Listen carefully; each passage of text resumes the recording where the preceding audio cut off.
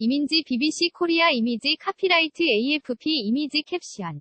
이주열 한국은행 총재 한국은행 기준금리가 연 1.50%로 올랐다. 한은은 30일 금융통화위원회 회의를 열고 기준금리를 연 1.25%에서 1.50%로 인상했다. 이로써 작년 6월부터 17개월간 이어진 사상 최저금리 시대는 끝났다. 이번 금리 인상은 2011년 6월 3.00%에서 3.25%로 0.25%포인트의 인상 이후 무려 6년 5개월 만이다. 이주열 한은 총재 취임 이후로는 처음이다. 한국은행 기준금리는 금융기관과 환매조건부 증권, RP, 매매, 자금조정 예금 및 대출 등의 금융거래를 할 때 기준이 되는 정책금리다. 한은에 따르면 금통위는 물가 동향, 국내외 경제 상황, 금융, 시장 여건 등을 고려해 연 8회 기준금리를 결정하고 있다. 이렇게 결정된 기준금리는 초단기 금리인 콜금리에 즉시 영향을 미치고 이어 시장금리와 예금 및 대출 금리에 영향을 미친다. 한은은 연 12회 실시하던 통화정책방향 결정회의를 올해부터 8회로 줄였다. 개편안에 따르면 1, 2, 4, 5, 7, 8, 10, 11월에 기준금리를 결정한다. 30일 금리 인상이 올해 마지막 통화정책방향 결정회의에서 결정된 것이다. 내년 첫 통화정책방향 결정회의는 1월 18일에 열린다. 왜 금리를 올렸는가? 이 총재가 취임한 2014년 4월 이후 한은은 5차례에 걸쳐 기준금리를 2.25%에서 1.25%로 내렸다. 지지부진한 경기 회복세의 세월호 및 메르스, 중동호흡기 증후군 등 변수가 겹쳤다. 조선 및 해운업의 업황 부진과 구조조정도 금리 인상에 부담이 됐다. 하지만 북한 리스크와 중국 사드, 보복 여파에도 불구하고 3분기 성장률이 예상을 뛰어넘으면서 금리 인상 분위기가 무르익었다. 한은이 공개하는 금통위 소수의견에서도 0.25%포인트 인상 의견이 나왔고 미 총재도 금융완화 정도를 줄여나갈 여건이 성숙해가고 있다며 금리 인상론에 힘을 보탰다. 이 총재는 30일 기자간담회에서 경제가 견실한 성장세를 유지하고 반도체 경기도 향후 1에서 2년간 호조를 이어갈 것으로 전망하며 한국 경제에 대한 자신감을 보였다.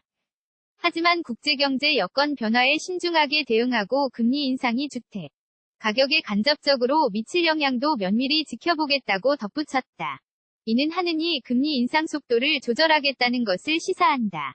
이미지 캡션 금리 인상은 부동산 시장에 어떤 영향을 미칠까 3.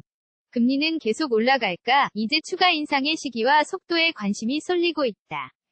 특히 임기 4개월을 남긴 이 총재가 임기 내 추가 인상을 단행할지 귀추가 주목되고 있다. 그가 주재하는 통화정책방향 결정회의는 단 2차례 남았다. 시장 전문가들은 내년에 한두 차례의 추가 인상이 있을 것이라고 예상했지. 만 그 시기에 대해서는 입장이 갈렸다. 오석태 소시에테 제네랄 이코노미스트는 30일 발행한 보고서에서 1분기 추가 인상을 예상했다. 오 이코노미스트는 이 총재가 기자간담회에서 경제성장을 자신하고 원화 강세에 대한 우려가 크지 않다는 입장을 보인 점을 근거로 내년 2월 추가 인상을 내다봤다. 반면 통화정책 방향에 삽입된 신중이라는 단어에 주목하며 추가 인상은 빨라야 2분기에 있을 것이라고 전망하는 이들도 있다. 윤여삼 메리츠종금증권 애널리스트는 기조적인 금리 인상 시그널을 찾을 수 없다는 점, 1분기는 부동산이 비수기인 시기인 점을 들어 2분기에 금융안정 목적의 금리 인상이 이뤄질 것으로 전망했다. 박성우 NH선물 애널리스트 또한 민간 소비의 뚜렷한 회복 신호가 부족한 점, 근원물가 상승 압력이 확인되지 않은 점 등을 언급하며 2분기 추가 인상을 예상했다. 다만 김지만 현대차투자증권 연구원은 불확실성이 높아 신중하게 갈 수밖에 없고 고려 요인이 많다는 이 총재의 발언에 주목해 내년 7월에서야 추가 금리 인상이 단행될 것으로 진단했다. 금리 인상 반응은 30일 금리 인상은 어느 정도 예상됐던 것이다. 이에 따라 시장 및 정치권 반응도 제한적이었다. 김태년 더불어민주당 정책위의장은 1일 금융시장은 기준금리 인상을 예상하고 이미 금리를 올린 상황이므로 당국은 대출금리를 과도하게 인상하지 않도록 면밀히 관례주길 당부한다고 말했다. 안철수 국민의당 대표는 성장률에 긍정적 신호에 취할 때가 아니라 모든 위험을 직시해야 된다며 선제적 해법을 촉구했다. 금리 인상이 선반영된 탓인지 은행주도 무덤덤했다. 30일 코스피가 36.53포인트 1.45% 하락하며 마감한 가운데 KB금융은 전날보다 1. 올랐지만 신한지주 0.21%와 우리은행 0.31%은 소폭 상승에 그쳤다. 하나금융지주는 0.52% 하락했다. 이미지 캡션 금리 인상은 이 소년에게, 우리에게 어떤 영향을 미칠까요?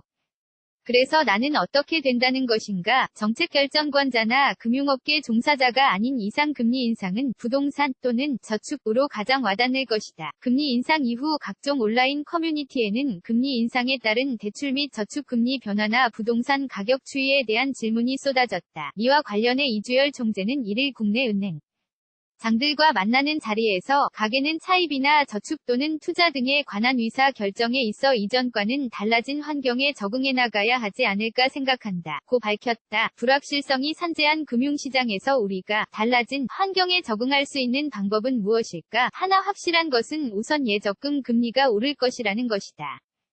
우리은행은 30일 기준금리 인상 결정에 따라 예적금 금리를 최대 0.3%포인트 올린다고 밝혔다. 통상 예적금 금리가 대출 금리보다 늦게 오른다는 점을 감안하면 만기를 짧게 가면서 기준금리 인상에 따라 금리가 높은 저축 상품으로 갈아타는 것이 좋다.